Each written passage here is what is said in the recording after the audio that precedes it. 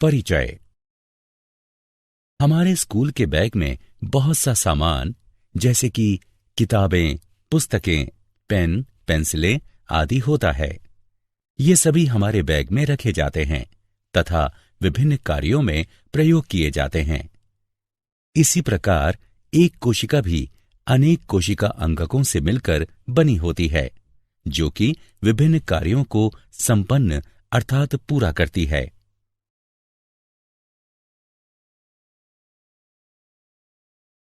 उद्देश्य।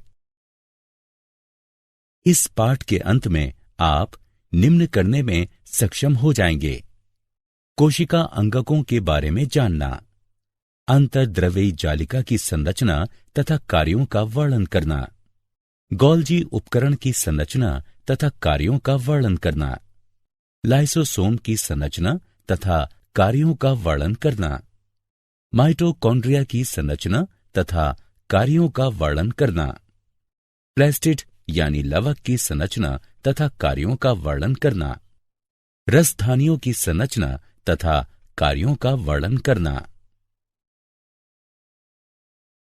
कोशिका अंगकों का परिचय। कोशिका अंगक जैसे कि माइटोकॉन्ड्रिया, अंतर्द्रव्यी जालिका, रसधानी आदि कोशिका के घटक होते हैं, जो कि विशिष्ट कार्यों को संपन्न करते हैं। एक कोशिका के अंदर विभिन्न कोशिका अंगक होते हैं, जो कि विशिष्ट कार्यों को संपन्न करते हैं। ये झिल्ली से घिरे हुए होते हैं। प्रत्येक प्रकार की कोशिका जैसे कि एक कोशिक अथवा बहुकोशिक पादप अथवा जंतु कोशिका विभिन्न प्रकार के कोशिकांगों से मिलकर बनी होती है, जो कि विशिष्ट कार्यों को संपन्न करते हैं। अंतर्द्रव्यी जालिका, गोल्जी उपकरण, लाइसोसोम, माइटोकॉन्ड्रिया, प्लास्टिड यानी लवक तथा रसधानी आदि इन कोशिका अंगकों के कुछ उदाहरण हैं। आओ अब इनकी संरचना तथा कार्यों के बारे में विस्तार से जानते हैं।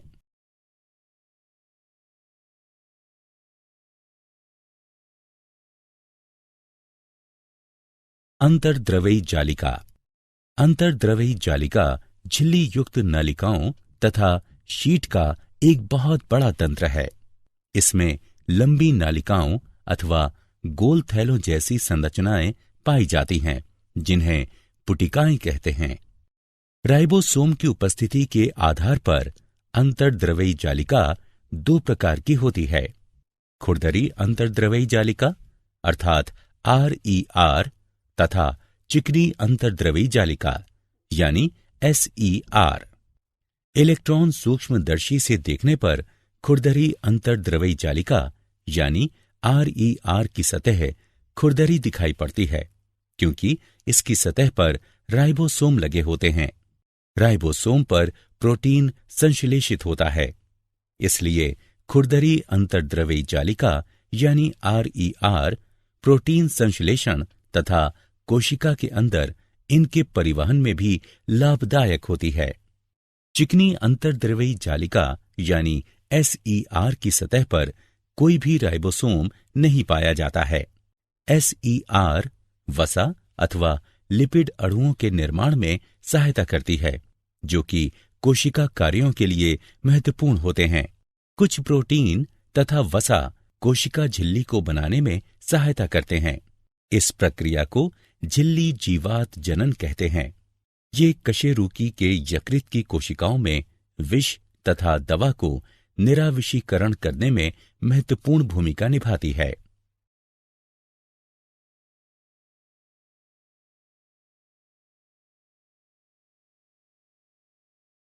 गोल्जी उपकरण। गोल्जी उपकरण की खोज सर्वप्रथम कैमिलो गोल्जी ने की थी। गोल्जी उपकरण झिल्ली युक्त पुटिका है, जो एक दूसरे के ऊपर समानांतर रूप से सजी रहती है, जिन्हें कुंडिका कहते हैं। ये कुंडिकाएं अंतर्द्रव्यी जालिका की भित्तियों से जुड़ी होती हैं। ये पैक पदार्थों को कोशिका के अंदर और बाहर विभिन्न लक्ष्यों तक पहुंचाती है। इसके कार्यों के अंतर्गत पुटिका में पदार्थों का संचयन, रूपांतरण तथा बंद करना शामिल है। ये लाइसोसोम के निर्माण में भी भाग लेती है।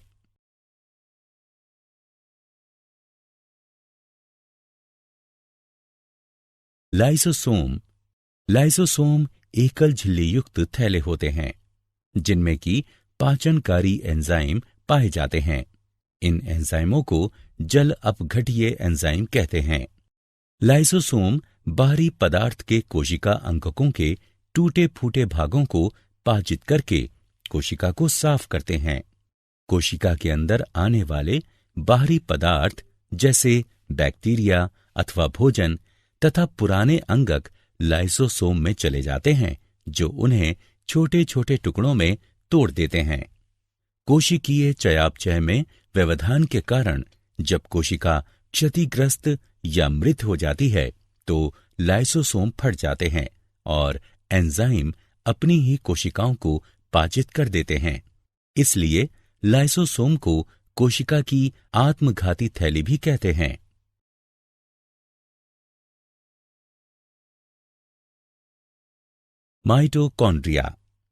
माइटोकॉन्ड्रिया कोशिका का बिजली घर है, क्योंकि कोशिका के लिए आवश्यक विभिन्न रासायनिक क्रियाओं को करने के लिए माइटोकॉन्ड्रिया एटीपी यानी एडिनोसिन ट्राइफॉस्फेट के रूप में ऊर्जा प्रदान करते हैं। एटीपी को कोशिका की ऊर्जा मुद्रा के रूप में जाना जाता है। माइटोकॉन्ड्रिया में दोहरी झिल्ली होती है। बाहरी झिल्ली छिद्रित होती है। भीतरी झिल्ली में बहुत ज्यादा वलय होते हैं। इन वलयों को क्रिस्टी कहते हैं।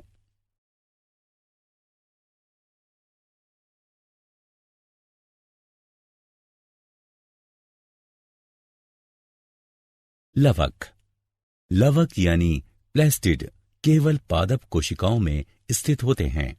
जंतु कोशिकाओं में ये नहीं पाए जाते हैं। लवक यानी प्लेस्टिड बाह्य रचना में माइटोकॉन्ड्रिया की तरह होते हैं। ये दो प्रकार के होते हैं, क्रोमोप्लास्ट यानी रंगीन प्लेस्टिड तथा ल्यूकोप्लास्ट यानी श्वेत तथा रंगहीन प्लेस्टिड। क्रोमोप्लास्ट रंगीन प्लेस्टिड होते हैं जो कि फूलों तथा फलों को विभिन्न रंग प्रदान करते हैं।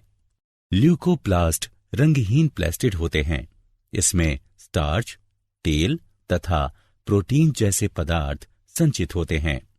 क्लोरोफिल युक्त प्लेस्टिड को क्लोरोप्लास्ट कहते हैं। ये पौधों में प्रकाश संश्लेषण के लिए आवश्यक होते हैं।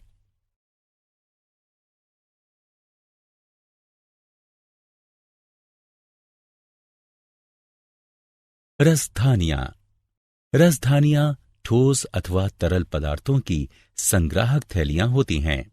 जंतु कोशिकाओं में रसधानियां छोटी होती हैं, जबकि पादप कोशिकाओं में रसधानियां बहुत बड़ी होती हैं।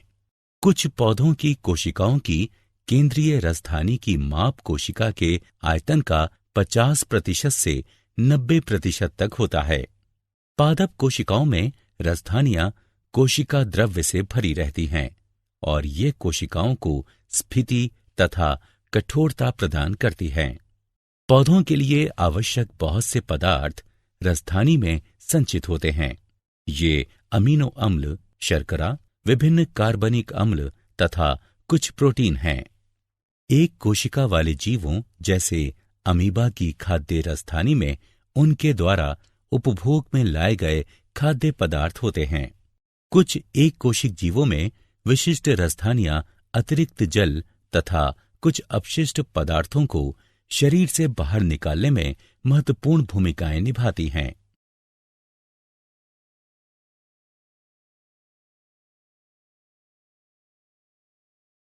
सारांश। आइए हमने जो कुछ सीखा है उसे संक्षेप में दोहराएं। एक कोशिका अनेक कोशिका अंगकों से मिलकर बनी होती है, जो कि विभिन्न कार्यों को संपन्न अर्थात पूरा करते हैं। ये भित्ति से घिरे होते हैं। अंतर्द्रवी जालिका झिल्ली युक्त नालिकाओं तथा शीट का एक बहुत बड़ा तंत्र है।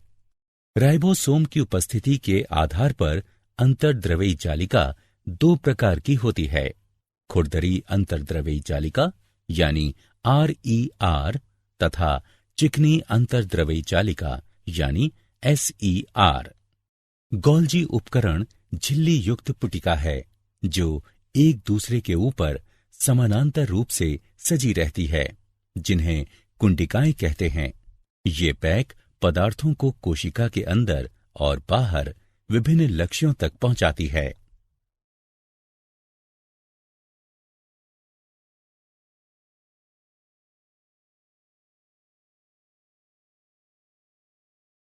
माइटोकॉन्ड्रिया कोशिका का बिजली घर होता है, क्योंकि कोशिका के लिए आवश्यक विभिन्न रासायनिक क्रियाओं को करने के लिए माइटोकॉन्ड्रिया ATP यानी एडेनोसिन ट्राइफॉस्फेट के रूप में ऊर्जा प्रदान करते हैं। लवक अर्थात प्लास्टिड केवल पादप कोशिकाओं में स्थित होते हैं। जंतु कोशिकाओं में ये नहीं पाए जाते हैं। अनेक पादप कोशिकाओं में बड़े झिल्ली युक्त अंगक लवक प्लास्टिड पाए जाते हैं, जो कि दो प्रकार के होते हैं, क्रोमोप्लास्ट तथा ल्यूकोप्लास्ट। क्लोरोफिल युक्त प्लास्टिड को क्लोरोप्लास्ट कहते हैं तथा ये प्रकाश संश्लेषण में सहायक होते हैं। ल्यूकोप्लास्ट का प्राथमिक कार्य संचयन करना है।